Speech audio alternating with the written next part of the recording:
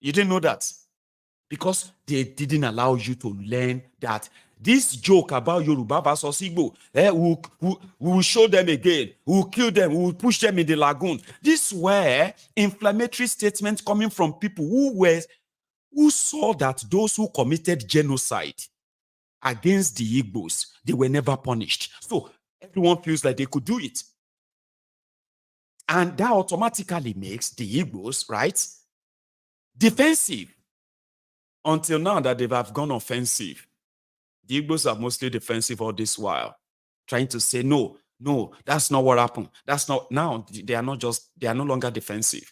They are now on offensive, which means give it to us, we'll give it to you. Therefore, we must not fold our hand.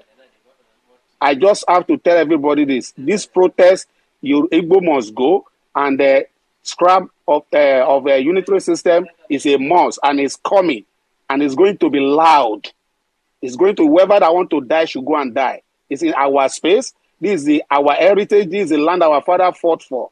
And we will not allow anybody, no matter how many acres of land you buy, it is our land. And your land, your purchased land have expired time.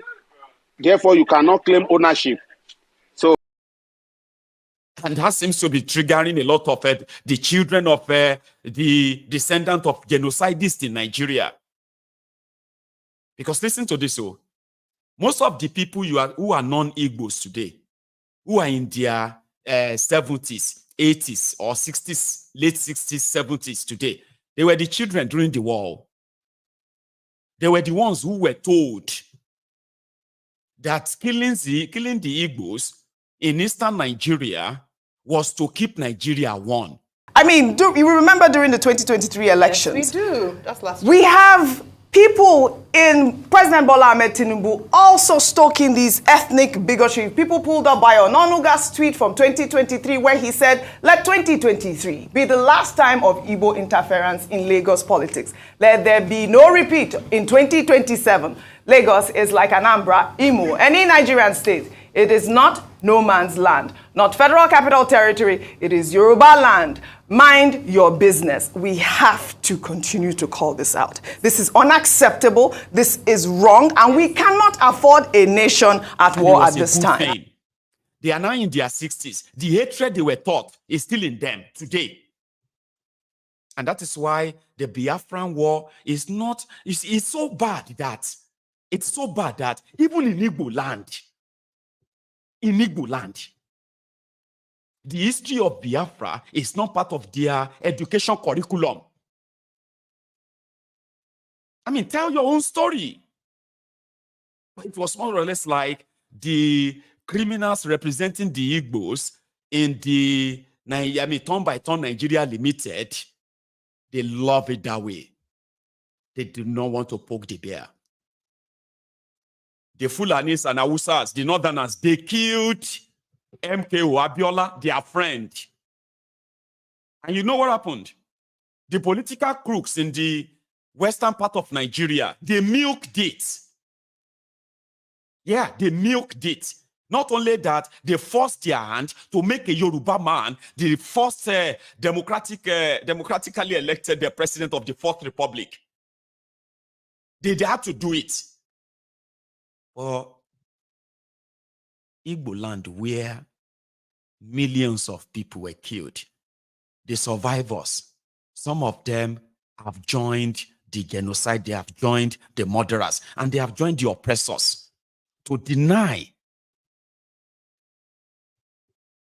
their own heritage, if that is going to make them live in peace. And we don't want this, so because but guess what?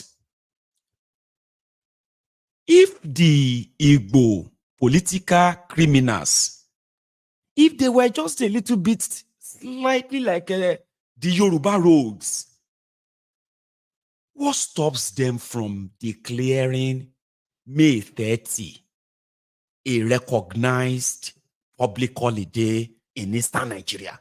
Why? What stops it? Because they don't want to make the people that wanted to kill them, they don't want to remind them about Biafra. Why are you afraid of reminding everybody about Biafra? Why do you go, all this elite, Igbo elite, why do you go about trying to bury something that you actually have no control over, simply because denying doesn't mean it's not existing. You make a mess of this whole thing. You ganged up with Nigeria to kidnap a son, supposedly a son of the soil, who happened to be like a God sent in this regard. Somebody that was there to just awaken you, tell you you can do it.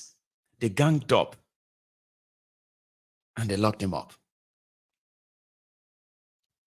When Abiola was killed, in Yoruba land, the likes of Tifnubu and co, they didn't miss the opportunity to milk it politically by riding on the emotions of the Yorubas, which they sort of invoked. Well, they control the media. We were all mad. They killed Abiola. They killed Abiola. How could they kill Abiola?